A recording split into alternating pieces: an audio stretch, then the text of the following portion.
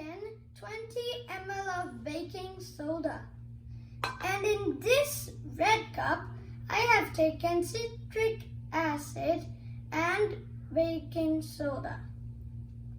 No, in dry form, no reaction happens.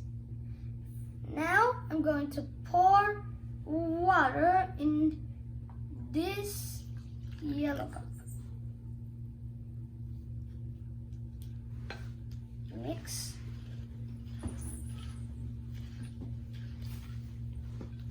No reaction happened.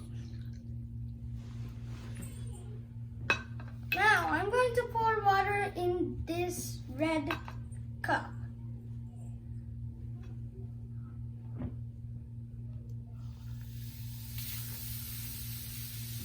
See? Bubbles form! Just like a volcano. Do you know why a chemical reaction happened in this red cup? And when you mix an acid and a base with water, it releases ions.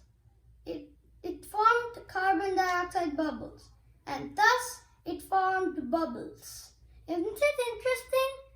Let's see more interesting facts in the next video. Until then, bye-bye!